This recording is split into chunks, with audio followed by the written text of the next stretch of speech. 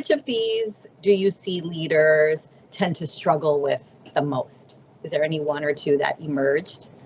I think the hardest one right now that I see from people is how people balance priorities, execution and innovation. And a lot of that has to do with the speed with which things are going.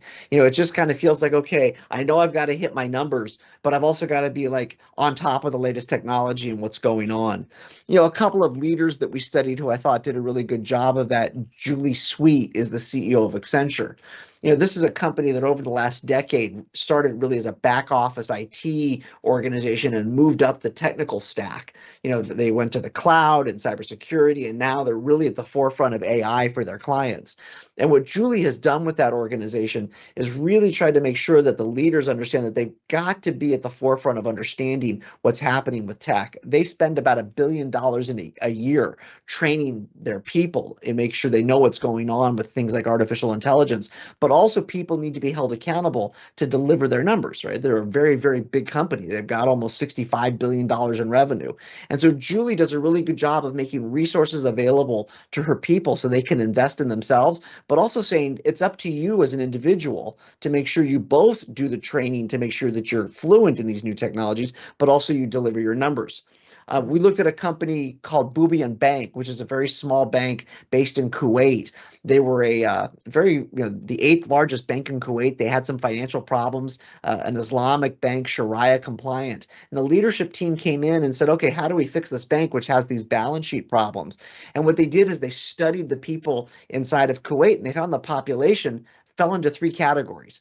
15% of the people who really wanted an Islamic Sharia compliant bank, 15% of the population who never wanted to bank with an Islamic bank, and 70% of the population who just didn't care. They just wanted a good bank. So they invested heavily in digital. And they great applications. They pioneered a cardless exercise for ATM withdrawals to get cash. And they found with that great digital footprint, they started attracting young people. They could bring new people in. And then they also invested simultaneously in branches around the country. And they kept their existing customers who tended to be older, and they could service them better. And they realized that it was a false choice between innovating and bringing new technology in and also serving people well. And they're now like the third largest bank in Kuwait. They've spread throughout the Middle East. They've expanded into Europe, and they're actually pretty strong in London. And so we saw a couple of companies like that figured out how to simultaneously hold people accountable and make sure they delivered on execution, but also had a kind of an innovation mindset towards how they serve their customers well. And when you think about what a systems leader is, first of all, can you sum that up and define what a systems leader is and why the traditional model of leadership may fall short in today's world? Absolutely. So we define systems leadership as the ability to do two things.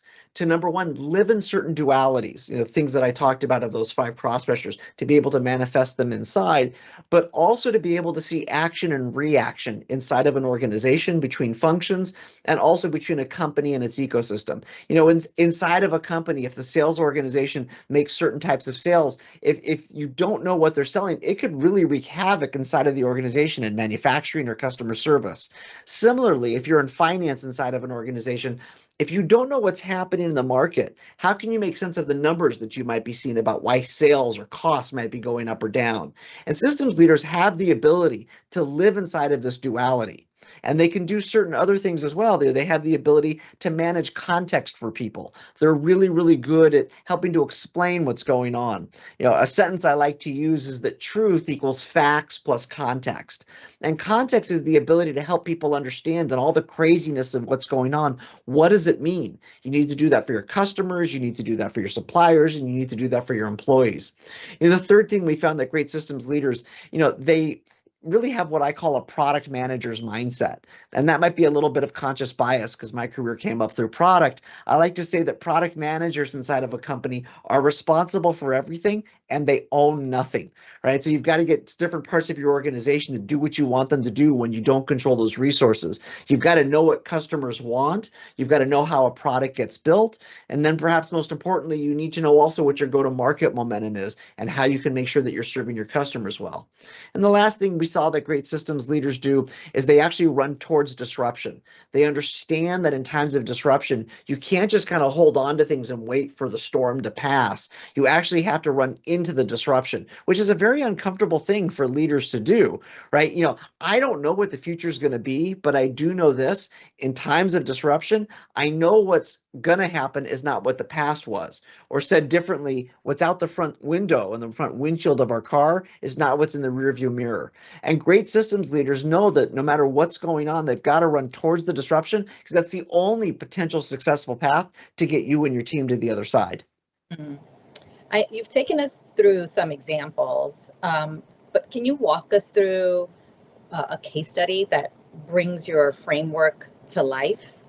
Sure. One of the leaders we studied is a gentleman named Michael Dowling. He is the CEO of Northwell Health, which is New York's largest healthcare provider. Michael is this unbelievable ability to understand things like priorities. How does he make sure that he figures out how he holds his people accountable? But they invest heavily in new treatments for people. They do stuff in medical research. He's very, very, focused on making sure that they hit their financial numbers, but also across the entire organization, looking about how they innovate. He's very, very strong on holding people accountable and will get rid of non-performers, but he's very, very personable. He spends a lot of time with new hires as well as doctors and nurses, trying to understand what are their challenges that are going on. He spends a lot of time understanding things like supply chains. Where can they get kind of, the best prices for the products they need? And by the way, he will look both local and global on issues.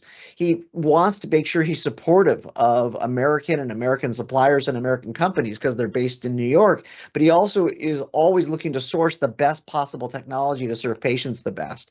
And in purpose, he's a very ambitious person. He recently announced his retirement, but he led that organization through tremendous growth.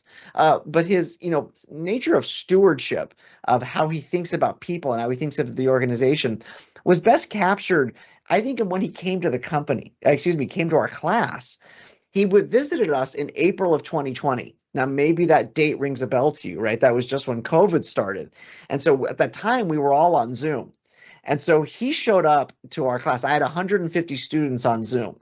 It was 9 o'clock in New York, 6 o'clock in California. We figured he was going to cancel. And he actually showed up while I was teaching the class, and made sure that he was there for the students. And since he was there, I started being, my kind of provocative self. And I'm saying to the students, oh my goodness, this is a horrible business, right? He's got like 3% margins. He's not getting paid for the risk he takes. He doesn't get the value for the risk that he takes. When he gets something wrong, people die. And yet all the money in the healthcare system goes to the device manufacturers and the pharmaceutical companies. What a horrible business. Michael takes over the class and he's talking to the students and he's giving his lessons. And he says, I want to go back to something Rob said.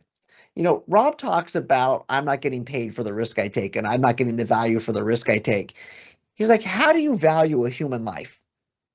Right? I could make a lot more money if I only treated rich people. But is that the type of society we want? I gotta tell you, like, the whole class was silent, and it wasn't just because people were on Zoom. It was one of these powerful moments where you saw somebody in a time of crisis trying to lead and guide the younger generation to be thinking about much more than just numbers. At the moment, he had 800 people on ventilators because of COVID, and he knew 700 of them were going to die. But he was in that moment trying to teach us about the higher purpose of what it is that his business is and how he looks at it. Our students were so overwhelmed. It was such an amazing moment. So that's one leader and how he went through 5 of the cross pressures, and we were able to study it. In the book, I write a whole chapter on him as kind of a microcosm example of somebody who put it all together. And, you mentioned he looked at things like local needs, global goals, these competing sort of demands that leaders face. How do leaders balance that? All these competing demands, whether that's the local versus the global, innovation versus execution, without sort of burning out. So it's funny you say that. I was talking to one leader about this, and he's like, Rob, you want me to do 10 things? That sounds really hard. And he's like, I'm having a hard time getting 2 or 3 of them right. And I'm like, yeah, it is hard. But that's what I think leadership is. I think it's more about a mindset and a way of using multiple lenses to look at situations. Today's business leaders have to lead on nuanced issues in a world that seems to have very little time for nuance. And I think the first thing is just to be aware of these challenges and be aware of what's going on and have a way of kind of approaching particular challenges. You mentioned local and global. One of the leaders I spent a lot of time with is a gentleman named Khaldoon Mubarak, who runs Mubadala, which is Abu Dhabi's largest sovereign wealth company. And he has a very, very interesting perspective. One of the things he taught us and taught my class is that the DNA of Emiratis is trade. Before oil was discovered, they were pearl traders largely, with their neighbors around the Middle East. And so they've always had this kind of mindset of no exclusive alliances and trying to be friends to all. And that has really shaped how, he tries to run his organization. He sees them as a steward of the wealth of the country, right? He thinks a lot about, okay, what do we as Emiratis need? But he's also aware of kind of the global issues. China is their largest customer for their oil, and the US is their security supplier. So we have this very interesting dynamic. We're a very, very, very small country that punches way above its weight class in terms of the influence that it has on a global basis.